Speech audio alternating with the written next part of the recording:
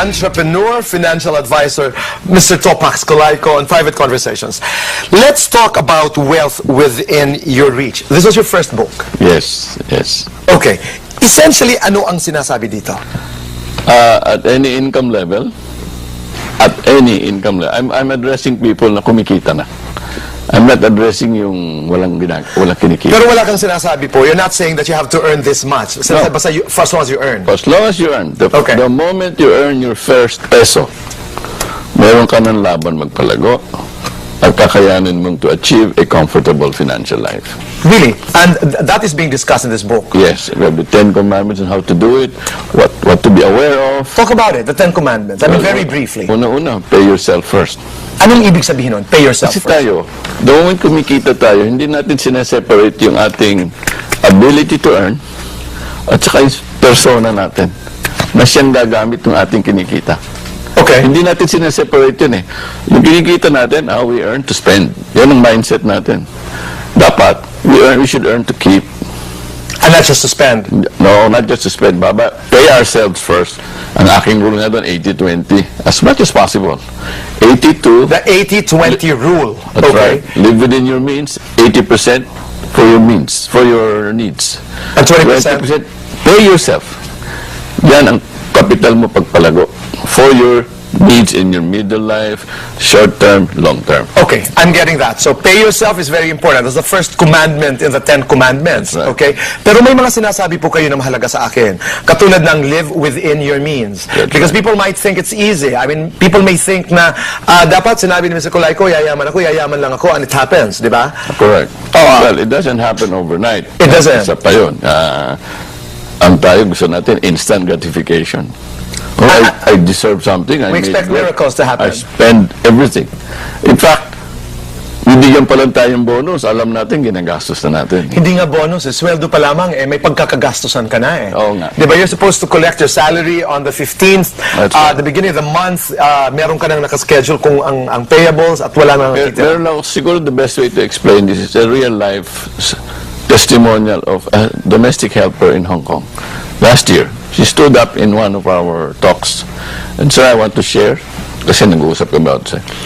I've been here 23 years sa Hong Kong, back and forth.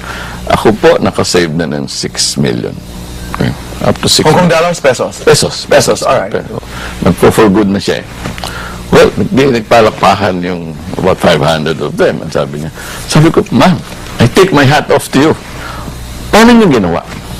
Nag-umpisa ho ako, nagkailangan ako, I went to Hong Kong para kumita. Hindi ko gagastusin. So, anong ginawa ko? Umuutang ho ako sa bangko. Nilalagay ko sa savings deposit. Tapos binabayaran ko yung utang ko. Edit, parang mali, ano ha? Nagtatawanan yung iba. Mas malaki yung interest na binabayad mo sa kinikita noon. Hindi nagtatawanan. At ako, I just kept quiet. Sabi ko, ma'am, I congratulate you for your mindset. Hindi ko pinansin yung, hindi ko pinunay yung maling technique niya. Kinakantsawan siya eh. Ng mga iba, napakabobo, may nagsasalita pang ganon. Napikon. Sabi niya, bakit sino ba sa inyo may 6 million? Quiet. That's my point. It starts with that mindset. Mali ang technology niya. Can you imagine if she knew how to grow it? Baka hindi lang 6 million. Baka meron siyang 12. Baka meron siyang 15. Imagine, 23 years. No, but let me go back to that example. Let me go back to that story. How did she manage? Because we know we know the truth. I mean about interests in banks, no? So paano niya na manage Well, yung you know, 6 that's million? how she started.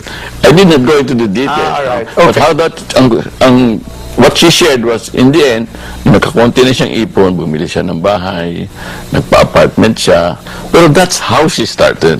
I'm sure hindi yun ang ginawa niya for 23 years, Right. ganun ang ginagawa niya. But the point is, kung tama ang iyong mindset, tama yung saloobin, may magagawa ka.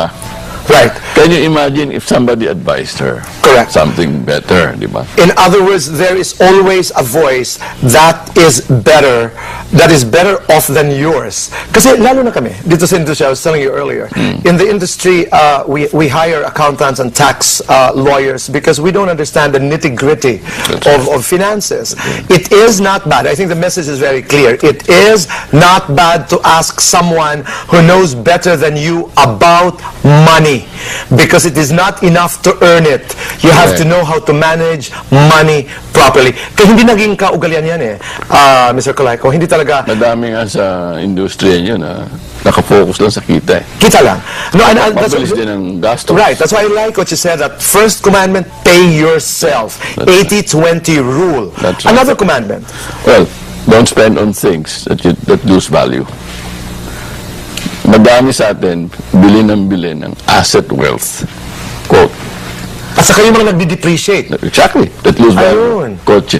Nakikita mo sa TV pag ini-interview nyo, kumita ka ng 1 million, ang bibilin mo? Kotse na agad eh. Diba? Kotse na. Maring kailangan niya, but why buy the 800,000 car? Maybe you can buy a 400,000 car. You know why that makes a lot of sense? I manage over 20 talents, singers, actors, and I always tell my artists, lalo na yung mga bago palang kumikita, kasi tama ho kayo, the first thing they say is, I want to buy a car because I need a car for my mobility. But I always say, you don't need to borrow a lot of money to be able to afford an 8 million car when you're just earning, I mean, not as much yet, no? Yeah. So sinasabi ko, there's nothing wrong about a second-hand car that runs well. Correct. Huwag So ka that- lang ibibitin. Correct. A good brand new 400, 500,000 car, meron naman eh. So that's very important. Don't buy things that lose value. Yeah, Totoo but yun. Isa pa, and most people take it for granted. If you don't have a target, there is no way for you to grow anything seriously. Kasi every transaction that is presented to you, or every opportunity that is presented to you, transactional ang frame of mind mo. Right. It's not related to any future target. Therefore, you don't manage risk. Everything in life is risk-driven.